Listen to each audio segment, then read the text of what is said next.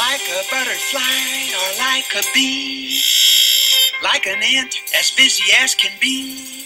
These little words we call the busy bees. Preposition. 9 or 10 of them do most all of the work. Of, on, to, with, and, from, by, for, at, over, across. And many others do their job, which is simply to connect their noun or pronoun object to some other word in the sentence.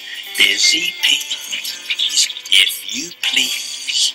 On the top is where you are. Top relates to where. With a friend you'll travel far. With a friend you'll go. If you try, you know that you can fly over the rainbow. Over the rainbow is where you can fly. Busy prepositions, always on the go.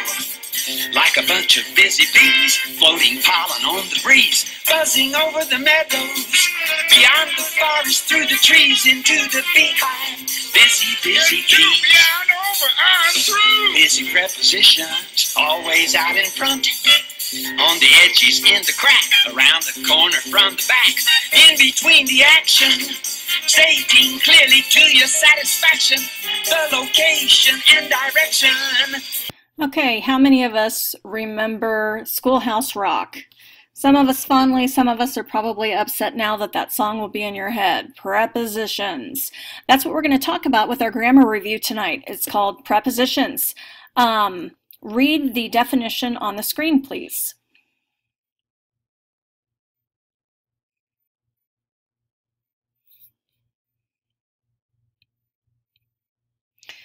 Now, we know that a preposition shows a relationship between a noun and pronoun and some other word in the sentence. So what we have right now, the baseball player in the white shirt hit a home run. Okay?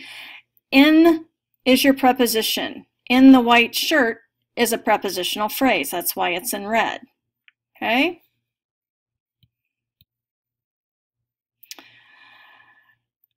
Again, showing the relationship between a noun and pronoun and some other word in a sentence. On her boat, in a house, near the goat, under a mouse. So they show location all the time. Another thing to think about that I know has been used in classrooms everywhere is if you really have trouble with what a preposition is, think about a preposition as a word in which describes anywhere a mouse could go. Okay, so around the corner, under the couch, over the sink, okay, anywhere that a mouse could go, you're going to have the preposition. The next thing to think about is a prepositional phrase. A prepositional phrase starts with a preposition and ends with a noun. So what you have in this sentence here, the baseball player in the white shirt hit a home run. In the white shirt is your prepositional phrase. In is your preposition. Shirt is your noun, so it's your object of the preposition. One important thing to remember is that a subject and predicate are never found in a prepositional phrase. Check out this sentence at the top. From the back of the freezing room in the old school, Charlotte, under 3 sweaters, sneezed into the tissue in her right hand. All of your prepositional phrases are in parentheses. So really, if you took all of those out, Charlotte sneezed is your sentence. You can see that both of those are underlined right here. Charlotte sneezed. Okay? So if you were to ask someone to break the sentence down, again, you would bracket all of those prepositional phrases and get straight down to this. Now, prepositions get sort of a bad rap because you've heard over and over again that you should not end a sentence with a preposition. And that is true. A lot of times, especially in Kansas, you'll hear things like, "Where are you at?" Okay, that is ending a sentence with a preposition, and grammatically it is incorrect. Okay, and you'll have a lot of grammar Nazis out there that will cringe every time you talk like that. So basically, where are you is all you would need for that sentence. There's no reason to have a preposition at the end. That's why the grammar wizards do cringe. Okay, the next thing that we have are adjective prepositional phrases. Okay, it modifies or describes a noun or pronoun. Which one, what kind, how many? Those are the questions it answers. The puppy in the shop window jumped up. Okay, in the shop window would be your prepositional phrase, and it is describing the puppy. So there's your adjective prepositional phrase. Where we have adjectives, we have to have adverbs, so let's check that out too. It modifies or describes a verb, an adjective, or an adverb. It answers these three questions: where, when, or how. The puppy jumped to the food. Where did the puppy jump? To the food. So to the food would be a prepositional phrase. You have your preposition and your object of the preposition, but it would be an adverb prepositional phrase because it's answering the question, where.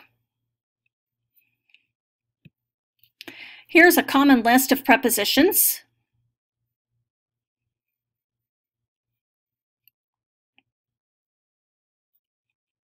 So take some time to quiz yourself over this slide. Identify the prepositional phrases and the object of the preposition.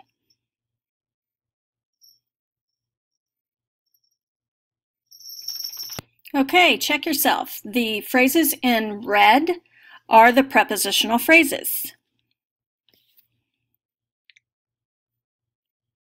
Now you'll see that the word in green is the object of the preposition. Don't forget that objects of the preposition are nouns. Here's another great tip for you. We talked about ending a sentence with a preposition. Where's the Game Boy at? Does not sound great. And really, again, you don't need the word at. Where's the Game Boy? But in other situations, are you going to say, from what state is she? That is completely grammatically correct, but a lot of people don't speak that way. So, as it says, note to self, in writing, always go for less awkward, even if it means dangling a preposition at the end of a sentence. Okay, that is for informal writing. That could even be for an email between you and your parents. That cannot be for a formal paper in your master's classes. In your master's classes, let's go from what state is she.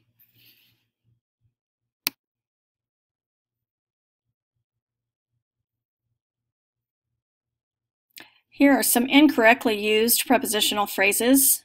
Just familiarize yourself with the list and see if you agree with the changes.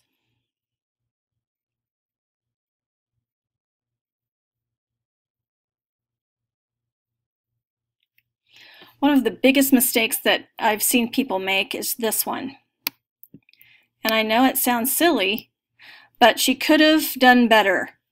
Okay, it's never of. And the kids will actually write that way, and I've seen several students, adult students, do the same thing. It's could have. There's no of. The way that we pronounce it, it makes it sound like of, but it is not of, it's could have. The next few slides I want you to read through for punctuation purposes and how you handle punctuation and prepositions.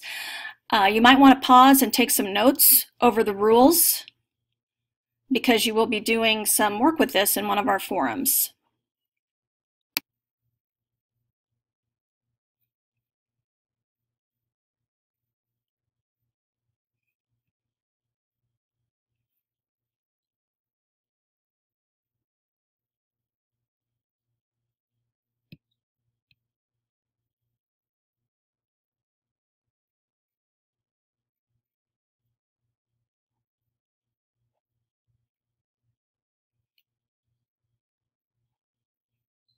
Now it's time to quiz yourself.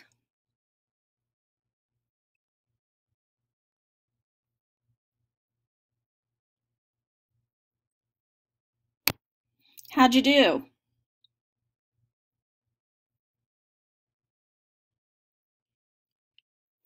And one more quiz.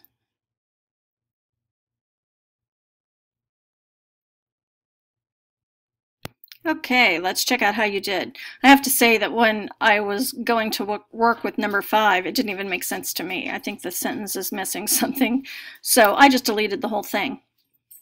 Oh, and I can see that I forgot to make one red, so this one right here should be red. All right, that is the end of our presentation on prepositions. So if you will look at the forum, there'll be a little activity to deal with prepositions, and let me know what questions you have.